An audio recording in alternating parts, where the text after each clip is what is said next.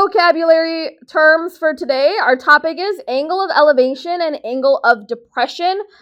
They're kind of self-explanatory what they sound like.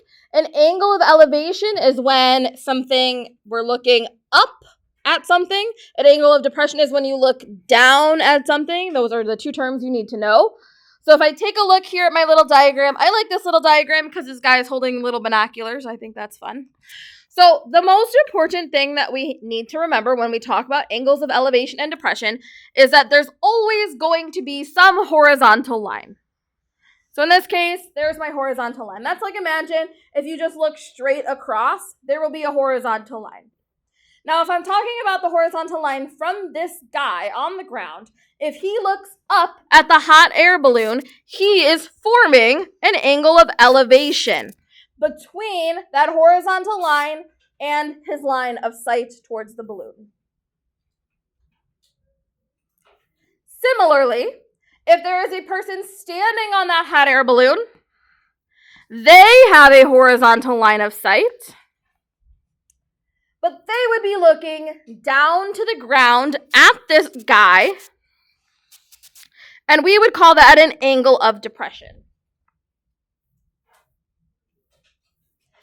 If we draw out a diagram like this with horizontal lines, these two people, one on the ground, one in the hot air balloon, they are looking at each other, then we get something that might look familiar to us.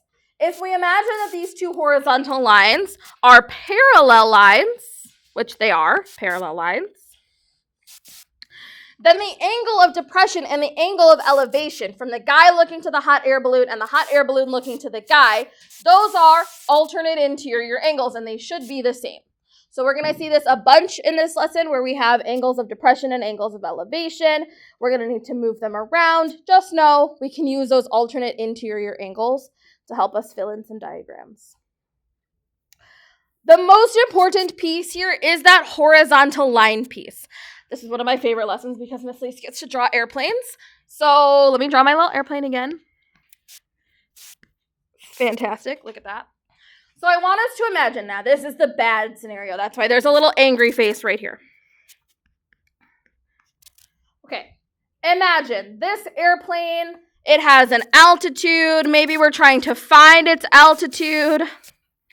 And then it says this airplane has an angle of depression of 3 degrees. So from the airplane down to the ground, there's a 3-degree angle of depression. What I forgot to draw in this bad scenario was my horizontal line. So I might incorrectly think that the angle of depression goes here. And that would be really, really bad if I did that, because then I'm not talking about alternate interior angles anymore because I don't have 2 parallel lines anymore. What we have to remember, and I'm going to draw the good scenario. Here it is. Here's my airplane in the good scenario. It's got an altitude. And then the little people in the airplane are looking straight across. That's their horizontal line of sight. Then they have a 3-degree angle of depression, and it has to go here, in between a horizontal line and that line of sight. I'm telling this to you right now because I've only taught this class 3 times now, but every single time, the majority of people forget this part on the quiz or on the test. Please do not forget the horizontal line. Okay, it happens in Algebra 2 when you see it again. Do not forget the horizontal line. It has to be in between a horizontal line. I'm not telling you this just to repeat it over and over again. I'm telling you this because I need it to get in your brains. Horizontal line. Any questions on this part? All right, then flip open to your 9.5 notes, and we're going to continue here. So now it says, describe each angle as it relates to the diagram. This is a common kind of problem you'll see on homeworks or quizzes. First, we're going to identify what is the angle. Is it elevation or depression? And then from what object to what other object. So if I take a look at letter A, angle 1, we can see from the horizontal line, this is going downwards. So you start with your horizontal, and then you look downwards. That's how that angle 1 is formed. So that must be an angle of depression. And it's going from the birds who are looking down to the boat.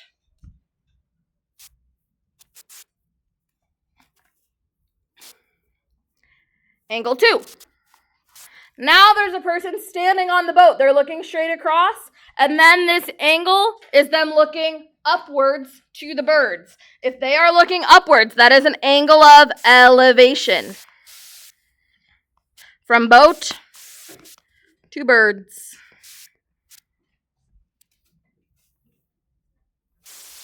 And then lastly, it says angle 4, which is down here. Again, there's somebody standing on that submarine. They look straight across to form that horizontal line, and then they look upwards towards the boat. That must be an angle of elevation from the submarine to the boat.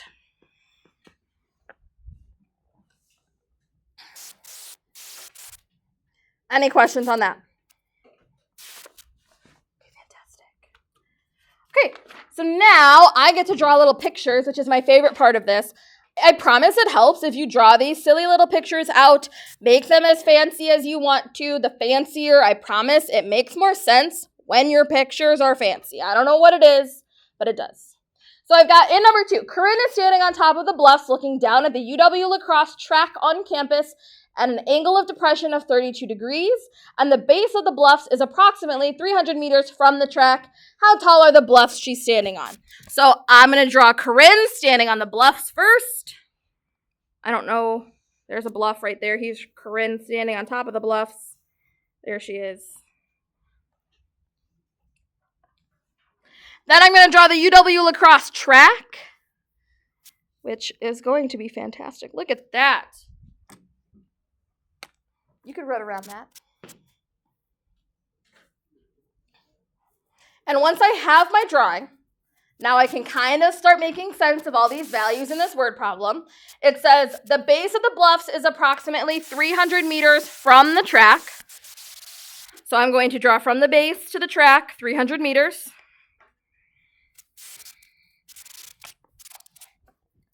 And then it says the angle of depression from Corinne down to the track is 32 degrees. And I want to know how tall are the bluffs that she's standing on.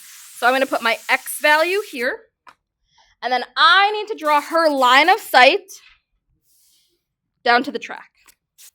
Where is that angle of depression going to go? This is where we need to be careful. We're going to draw in our horizontal line of sight. Like imagine Corinne is looking off into the distance and she makes this horizontal line. That is important. I don't want to see it. I'm going to put an angry face. I do not want to see your angle go right in here because that would be between a vertical line and the line of sight. Your angle of depression has to go right here in between the horizontal line and her line of sight. But then you're like, wait, Miss Lise, but that doesn't put the angle inside the triangle, so what am I going to do? We're going to use that idea of alternate interior angles, because these two pieces are parallel, to say, well, if she's looking down at the track, the people on the track are looking up at Corinne at the same angle, 32 degrees. So we can use those alternate interior angles to help us fill in those diagrams. So now do we see that we have a triangle? We're going to just kind of assume that this is a right angle down here. So we have a right triangle to work with. And then we're going to use our trig functions, just like we have been doing for the last 2 lessons. So if the 32 degree angle is down here, the one that I'm using, x is the opposite, 300 is the adjacent, then I must be using tangent 32 equals opposite x over adjacent 300. And I'm going to solve. To solve for x, I'm multiplying by 300. So 300 times tangent 32 equals x. I'm going to put that into my calculator. I'm going to round everything to the nearest tenth place. And then I'm not going to forget to put a unit on there either. So 300 tangent 32 gives me 187.5.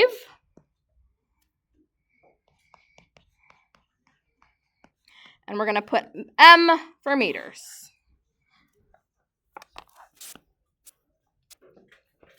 Everybody good with that?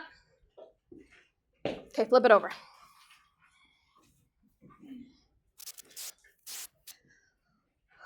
Okay. A person standing 30 feet from a flagpole can see the top of the pole at a 35-degree angle of elevation. If the person's eye level is 5 feet from the ground, find the height of the flagpole to the nearest foot. So there's kind of two kinds of problems that we're going to see here. If you remember from this last one, we didn't even care about where Corinne's eyes were. We just kind of like guesstimated where her eyes were going to be. Honestly, her eyes were in her feet, if that's what we're talking about, her angle of depression there. In this one, we do care. Just because they gave us the person's eye level from the ground is 5 feet tall, now we care about how tall those person's eyes are from the ground. Just two different kinds of problems. You will see both kinds, where we care and where we don't care. It all just depends on what information we have. So let's draw a flagpole. And then let's draw a 5 foot tall person.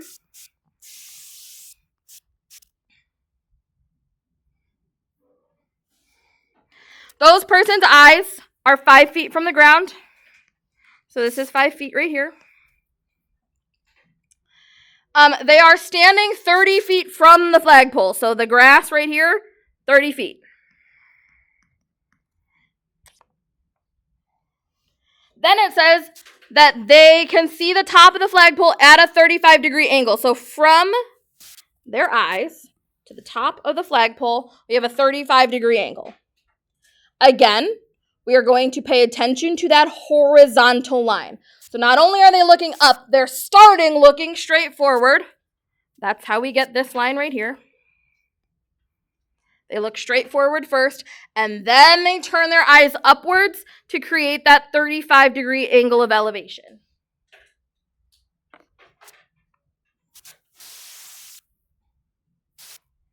Okay. Do we see the triangle that's forming in here?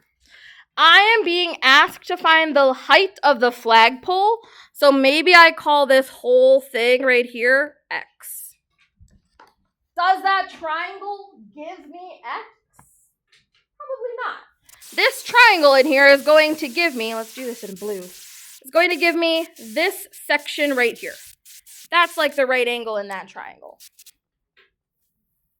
But I do know that the base of this flagpole, where the person's eyes meet, I know that this right here is also 5 feet. Do we see how I know that? Everybody got that part? So then let's solve this little triangle in there, and then we're just going to have to remember to add the 5 feet onto there, because I'm going to solve for this section here. Let's call it Y. So if I take the opposite and I take the adjacent, which this is 30 as well. Oops. This is 30 right here. Opposite and adjacent gives me tangent. So tangent 35 equals opposite y over adjacent 30. 30 tangent 35 equals my y value.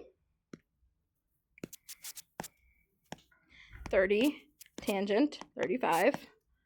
21 feet-ish.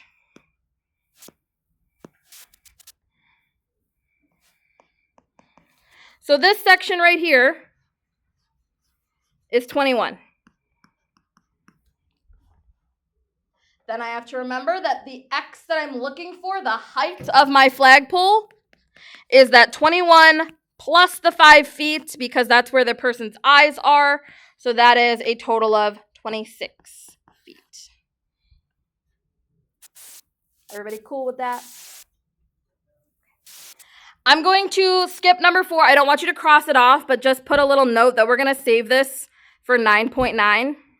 Because I don't want to teach this to you and then teach you like a much easier way to do this in like the end of the week. So just leave it for now.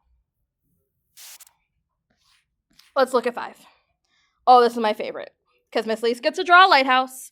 A man stands at the top of a 100-foot lighthouse and sees a boat. So here is my lighthouse. And it's going to be spectacular. Oh, yeah.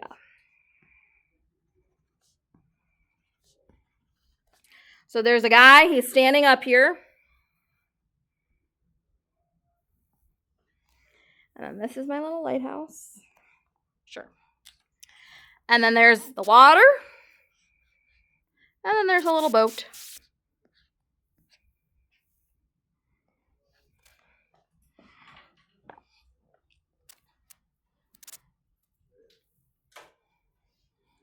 Now that I have my picture, it's easy for me to start filling in information. It says the lighthouse is 105 feet tall. So I'm going to label 105 feet on my lighthouse. I also know that the angle of depression to sight the boat, so from the guy on the top of the lighthouse down to the boat, is 37 degrees. And I want to find the distance between the base of the lighthouse and the boat. So what I'm trying to figure out is this distance from here to here, which let's call that X. I'm going to draw the line of sight from the guy to the boat. And then what we cannot forget in any of these problems is the horizontal line. So this is going to look like a nice beam of light coming from this lighthouse. There's my horizontal line. Again, as we are doing this, I'm going to put an angry face over here. I do not want to see that angle of depression go next to the lighthouse. The angle of depression goes here, in between the horizontal line and the line of sight. Again, hey, Miss Lise, that's not inside the triangle. So we're going to make it be inside the triangle using alternate interior angles to put that 37 degrees down by the boat. If you're looking at the boat and the boat is looking at you, that angle should be the same, whether you're going up or down. Everybody good with that? Then from that angle, this angle right here, I have the adjacent, which is X. I have the opposite, which is 105. So this should be tangent 37, 105 over X. We're going to solve for X by multiplying it to both sides. X times tangent 37 equals 105. I'm not done. I have to divide by tangent 37. So 105 divided by tangent 37 is what's going into my calculator.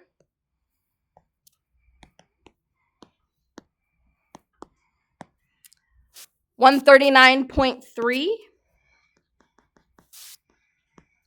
And that is in feet. Any questions on this?